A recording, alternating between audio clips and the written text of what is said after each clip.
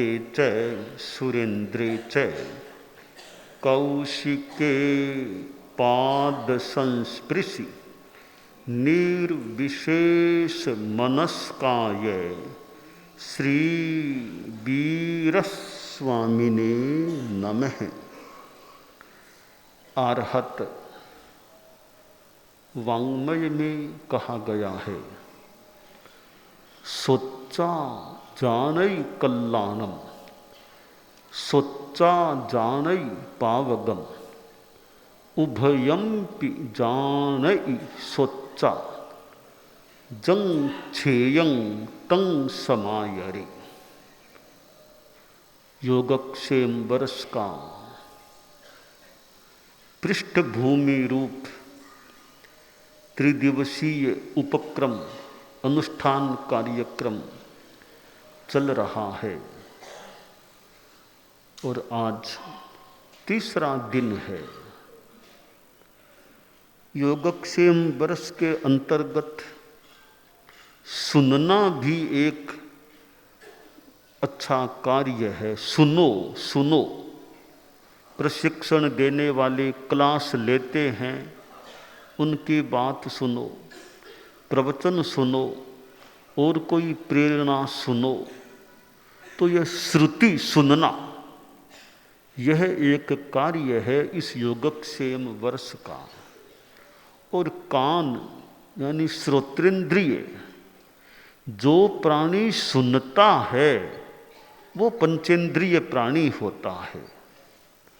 देखता है वहाँ तक पंचेंद्रिय होना जरूरी नहीं है, पर जो सुनता है तो मान के चले वो प्राणी पंचेंद्रिय ही है। श्रोत्र हमें प्राप्त हैं और सुनने से अनेक जानकारियां मिल सकती हैं। साधु साध्वियां जो न्यारा में विचरने वाले हैं, अग्रणी हैं, व्यवस्थापक व्यवस्थापिकाएं हैं, उनका कितना बोलने का, प्रवचन व्याख्यान देने का काम पड़ता होगा।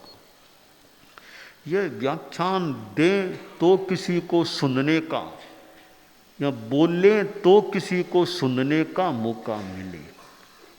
और प्रवचन एक पवित्र कार्य है।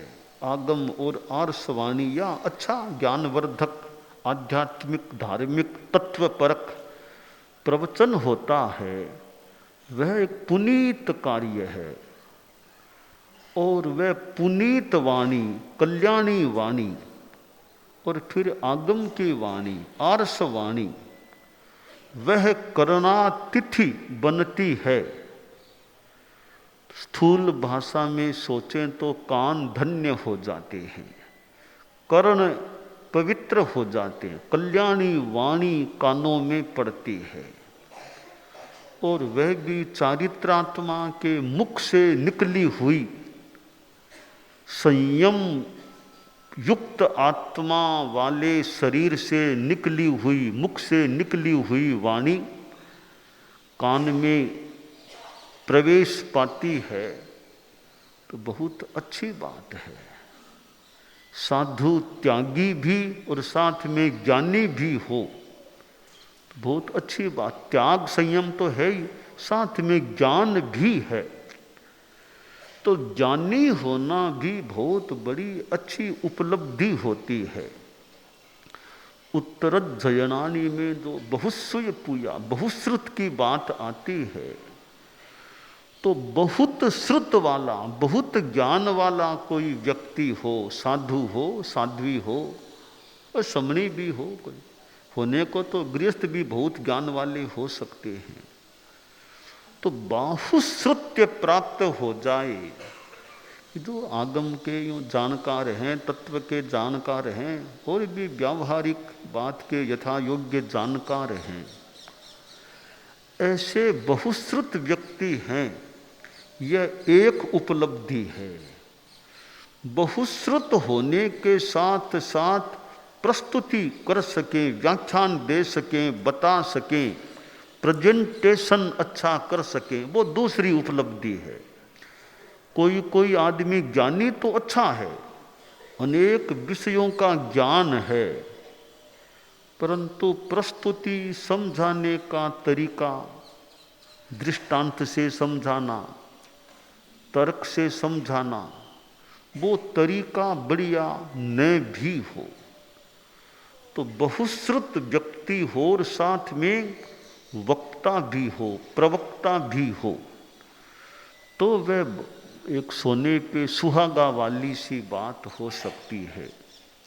योगक्षेम वर्ष के अंतर्गत हमें यह वक्तव्य की भी कोई ट्रेनिंग मिले, ऐसा भी उपक्रम रखा जा सकता है कि वक्तव्य कैसे देना, भाषण कैसे देना, व्याख्यान कैसे देना। और हमारे साधु साध्वियाँ और जो बहुत अच्छे अनुभवी पुराने हैं, वे भी इस विषय में कैसे व्याख्यान देना, कैसे हमें बोलना, वो प्रस्तुति का तरीका उनसे भी और कोई गृहस्थों से भी कोई जानकारी मिले तो मिल सकती है। तो प्रस्तुति अच्छी हो। परम पूजनीय आचार्य महाप्रज्ञ जी का प्रवचन हम में से कईयों ने सुना होगा, और आचार्य श्री महाप्रज्ञ जी का प्रवचन होता, उनकी भाषा कितनी, जितना मैं स्मरण और आकलन कर रहा हूँ, कितनी स्पष्ट भाषा, कितनी शुद्ध भाषा, और फिर साथ में वैदुष्य भी। तो बोलने वाले की भाषा स्पष्ट हो और भाषा शुद्ध भी हो, और गला भी ठीक हो, बोलने का गला वो अच्छा हो, ठीक हो,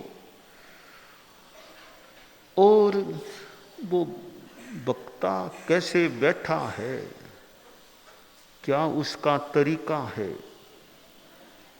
तो ये कई पॉइंट्स की प्रस्तुति किस प्रकार की हो। और साधु की प्रस्तुति तो बहुत संयम युक्त गरिमापूर्ण भी हो। एक वक्ता वह बहुत यूं जोर जोर से बोल देता है, ठीक है, कभी मौके पर जोर जोर से भी बोलना पड़े। आचार्य श्री महाप्रज्ञ जी को जितना मुझे याद आ, बहुत जोर जोर से संभवतः वे कम फरमाते, अपने तरीके से बहुत ज़्यादा बीच बीच में जोर ऐसा संभवतः उनके कम। तो आचार्य महाप्रज्ञ जी गुरुदेव का यहाँ इधर कितना युवाचार्य अवस्था में, योगक्षेम वर्ष में तो कितना, और भी उनके आचार्य काल में कितने प्रवचन हुए। यहाँ तुलसी अध्यात्म निडम में, प्रेक्षा ध्यान शिविरों में उनके प्रवचन होते। गुरुदेव तुलसी भी कई बार वहाँ पधारते थे उस प्रवचन के उपलक्ष्य में या समय में। तो सुनना, पर कोई बोलने वाला अच्छा मिले तो सुने। तो जिनको सुनने की इच्छा रहे कि हाँ सुने क्या बोलेंगे, सुने, वो सुनने की इच्छा हो जाए, और श्रोता थके नहीं, अघाए नहीं कि कितना बोल दिया, थोड़ा कहाँ और सुने क्या कहते हैं। तो वक्ता की वो वक्तव्य शैली अच्छी हो, हालांकि श्रद्धेयता साथ में जुड़ जाए।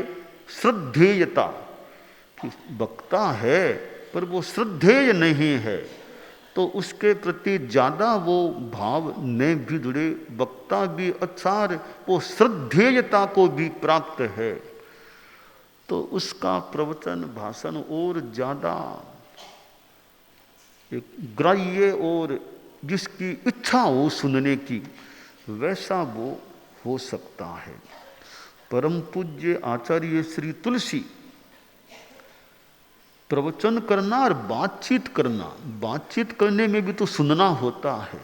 आदमी बात कैसे करता है, प्रवचन का अपना तरीका है, तो वार्तालाप करने का भी अपना अच्छा तरीका हो सकता है। बात कैसे करते हैं, बात करते करते सुनने का धैर्य भी कितना हो, कि आदमी सुन सकता, बोल रहे हैं, सुनते हैं क्या बोलते हैं। तो वार्तालाप का भी हमारा अच्छा तरीका हो कि हम सुन सके, सामने वाला बोल रहा है तो सुने, शांति से सुने, बोलने दें, बोलता है, देखते हैं क्या बोलता है। तो ये प्रवचन वक्तव्य का तरीका है, साथ में बातचीत का अच्छा तरीका, आदमी कैसे शांति से बात करता है, सामने वाला बोले, इधर वाला बीच बीच में ज़्यादा बोलता रहे, कहीं कहीं बोलना पड़े, बाकी पहले सुनो शांति से वो क्या कहता है, सुनो, फिर अपना जो कमेंट करना हो वह कमेंट किया जा सकता है। तो वह सामान्य कान दो हैं, मुंह एक, बोलो कम सुनो ज़्यादा। तो सुने, कोई दुखी आदमी आ गया, समस्याग्रस्त आ गया, तो उसकी बात संभव हो सके, समय हो तो सुने, उसका क्या दुख है, उसकी क्या समस्या है, क्या तकलीफ है, सुने उसकी तकलीफ को। तो दूसरों का दुख यथा अवसर हम सुने, क्या समस्या क्या दुख है, हम मदद कितनी कर पाएंगे कितनी नहीं कर पाएंगे वो तो बाद की बात है, कम से कम सुन तो लें, बाद में जो मदद हमारे लायक हो, संभव हो तो मदद करें भी, तुम्हारी समस्या को हम सुलझाने का प्रयास करें। तो सुनना, दूसरों की समस्या को भी सुनना चाहिए। कई बार समस्या को सुन लिया तो मदद करने की तो बाद की बात, सुनने से भी उसको शांति, मेरी बात सुन तो ली, मेरी बात सुन ली, उसको थोड़ी शांति मिल जाए। तो सोचा जाने कल्याणम, सुनकर आदमी कल्याण को जानता है और सुनकर पाप को जानता है। दोनों, कल्याण और पाप दोनों को सुनकर जो श्रेयस्कर हो, जो छेक हो, उसका हमें समाचरण करना चाहिए। परम पूज्य आचार्य श्री तुलसी ने तो कितना प्रवचन किया, कितना व्याख्यान दिया, और उनके व्याख्यान में एक संगान भी यूँ आता था, संगान। तो गुरुदेव का अपना तरीका था संगान करने का, आख्यान, व्याख्यान, संगान, गीत। तो उनके व्याख्यान में यूँ कई बार संभवतः गीत भी सुनने को मिलता था। तो गीत गाने वाला भी कैसे गाता है, गीत गाने का भी क्या तरीका है। कईयों का गीत बड़ा अच्छा होता है, आकर्षक, अच्छा, मधुर, बढ़िया। कईयों का वो इतना बढ़िया न भी हो, पर बाकी तो गला जिसका जैसा है वैसा है, राग अच्छी आ रही है या नहीं, गीत है तो उसकी राग बढ़िया धारी हुई या आती है या नहीं। अब 24 है, अब 24 याद है, पर गाने का तरीका कैसा है, बढ़िया गा सकते हैं या नहीं। तो गुरुदेव तुलसी जैसे ये ऐसे गीतों का संगान और करते, तो आज भी कैसेट्स मिल सकते हैं कि गुरुदेव तुलसी के द्वारा भगवती जोड़ की कोई गीत और कई गीत चीजें, गुरुदेव के मुखार विंद से निकली हुई वाणी आज भी संरक्षित प्राप्त हो सकती है। आचार्य महाप्रज्ञ जी के प्रवचन आज भी हमें सुरक्षित रूप में उपलब्ध हो सकते हैं। तो सुने, अच्छा बोलने वाला, अच्छा बताने वाला हो तो सुने भी, दूसरे की तकलीफों को भी हम यथा योग्य यथा अवसर सुनने का प्रयास करें। हम सुनते हैं और सुनकर तत्व की बात को समझ सकते हैं। हमें कोई दूसरा प्रेरणा देता है, हम सुनते हैं, सुनने से हमें प्रेरणा मिल सकती भी, ऐसा करना चाहिए, ऐसा नहीं करना चाहिए। इतने साधु साधियाँ इकट्ठा हैं, समणियाँ भी हैं, वो जो बड़े बड़े हैं, बहुत वर्षों का संयम पर्याय है, ज्ञानी हैं और अच्छे यूँ स्तर के हैं। यूँ तो कोई भी अच्छी बात बताए वे बड़े दूसरों को अच्छी कोई प्रेरणा चाहे 2 मिनट की दें, कोई वंदना करने आया, कभी कोई बात बता दी, तो बड़ों से सुनते हैं उनके कोई अनुभव, उनके संस्मरण, उनकी प्रेरणा। तो छोटों को, नयों को एक मार्गदर्शन, पथ दर्शन भी मिल सकता है कि वंदना करने आया है, मौका है तो थोड़ी देर कोई सी बात बता दें। 5-7 इकट्ठा हो गए, थोड़ी कोई बात सुना दें, बता दें, कोई सुनी हुई है, देखी हुई है, बहुत पुरानी बातें ज्ञात हैं, तो ऐसी बातें बताने से भी नयों को, दूसरों को अच्छी प्रेरणा मिल जाए। तो ये जो संस्कार प्रशिक्षण, संस्कार देना, जो बड़ों से हम सुनते हैं कोई दोहा, कोई पद्य, कोई घटना, कोई प्रसंग कि इन्होंने इतनी सेवा की, ऐसा काम किया, अब सुनने से भी एक प्रेरणा का भाव किसी के मन में जाग सकता है। तो योगक्षेम वर्ष एक महत्वपूर्ण अवसर है, समय है, जो एक अंतराल के बाद आ रहा है। तो हम इसमें सुनने का, कि सुने, और मुख्य प्रवचन कार्यक्रम तो एक मेन टाइम है ही, उसमें तो यथासंभवतया उपस्थिति, बाकी शारीरिक अपनी स्थिति को ध्यान में रखते हुए, विशेष काम हो तो अलग बात, बाकी प्रवचन में तो हमें उपस्थित रहने का यथासंभवतया प्रयास करना ही चाहिए। कि कोई क्लास है, शिविर है, वो है, सम्मेलन है, अधिवेशन है, तो हो सके इस समय को नहीं छोड़ना चाहिए कि सम्मेलन हो, अधिवेशन है, कोई क्लास का एक शिविर है, कि प्रवचन का समय जो हमारा निर्धारित और कोई व्यवस्था कर दें, इस टाइम हमें छुट्टी न लेनी पड़े कि इस समय तो प्रवचन है, वो भी भले सुने, पर वो क्लास, शिविर आदि के लिए हमें यथासंभवतया इस प्रवचन के समय को छोड़ना नहीं चाहिए। हमें उपस्थित रहने का प्रयास करना चाहिए कि सुनने को कुछ मिले, और फिर कोई चर्चा भी हो जाए, परिचर्चा, चर्चा, जिज्ञासा, समाधान, तो वो भी उपयोगी बन सकता है।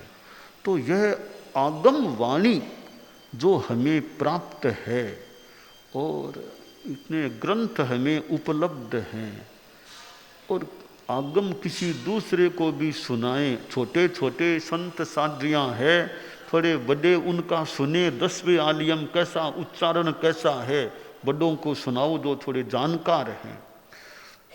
आगम याद है तो उत्तर जयनानी याद है, सुनाओ।